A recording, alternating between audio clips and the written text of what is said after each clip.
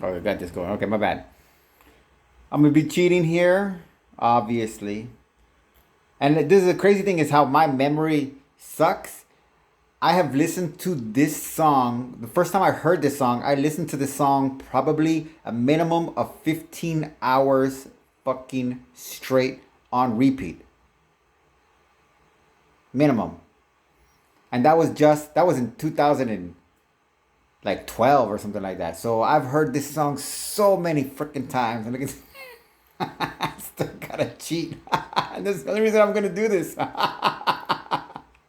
So let's go, Willie Dixon. But oh, I realized one of the things that I didn't know what it was at the time, but now I can make a better guess. I could identify that this song was a profoundly significant song that had mind altering capabilities compared to what I my brain considered normal. This song was not normal, but I could tell it was profound. Later on, after this, I would go on to discover when reading Blues People from Leroy Brown, who renamed himself Amari Baraka. He died in like the 2012 or something like that. But that and then there's a movie too that they made. I forgot who was in it. Shit, I want to say Halle Berry's in it. That could be a stretch, but there's a movie that deals with in the 30s some rogue psychologists and psychoanalysts, I guess, discovered inadvertently or maybe intentionally that the actual music of the blues has physically has physical capabilities to heal neurons and neurological pathways in the human brain. And they used it with people that suffered from various injuries or disorders of the mind with great success. So, fast forward to now, and just Wednesday, when I read this three chapters from this book, and really, I mean, I've started to be introduced to this concept, but this really hit home with me. And it's just to read this quote. In our desire to illumine the differences between visual and acoustic space, we have undoubtedly given a false impression, and that is that the normal brain and its everyday function cannot reconcile the apparently contradictory perceptions of both sides of the mind. There is, we know from experience, a, quote, unified field, close quote, of the mind. That's the Global Village, Marshall McLuhan, published in 1989. He was dead in 1980, though.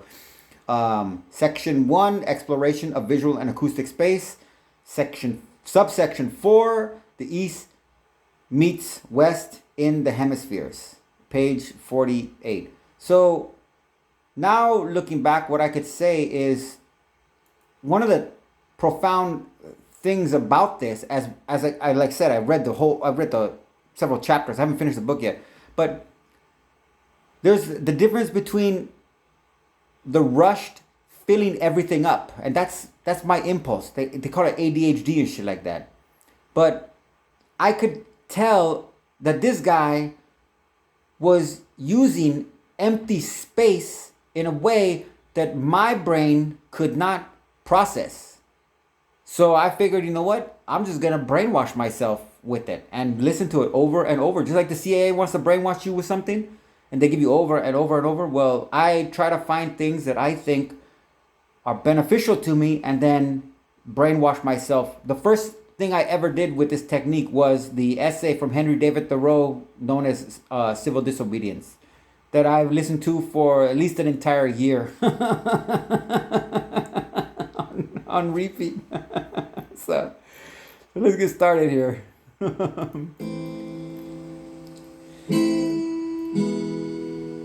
Not even long, look at that.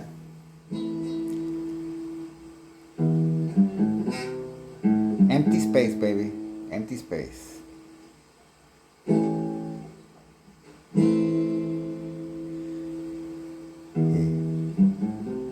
I'm a little hyper.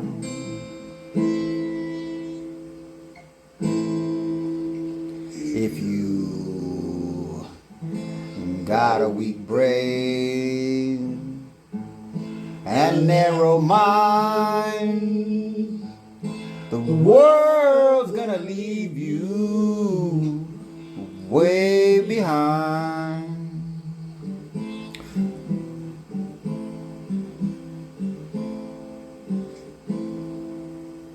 Your woman gonna quit you and leave you crying. You can't keep your woman 'cause you're watching mine.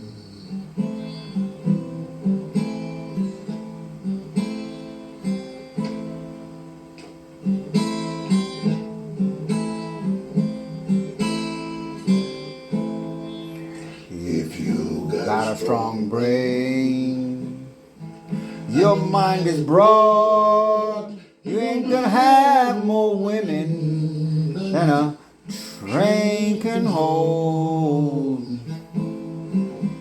I think I messed that up anyways. You won't have to worry about nothing at all. You got a strong brain and your mind is broad.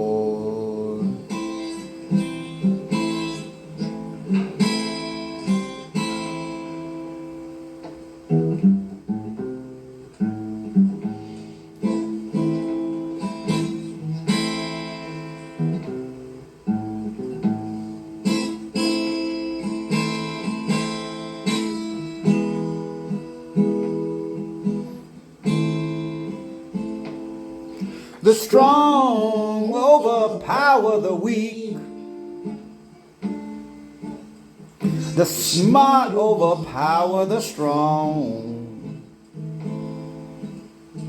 And if you're gonna be my baby, only one way we can get along.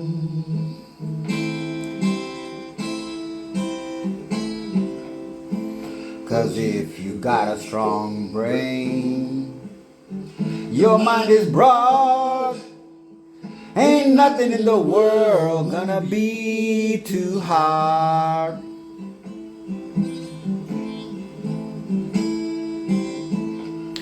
We'll be long gone when the others start.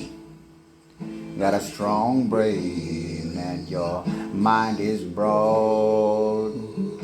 Actually, if you notice, they did some corrections. They put you'll instead of will, and then they put if you, and it just cuts off that and goes straight to got a strong brain. So that's kind of our impulse to fill empty space.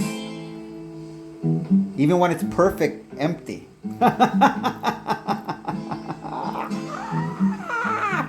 Freaking amazing.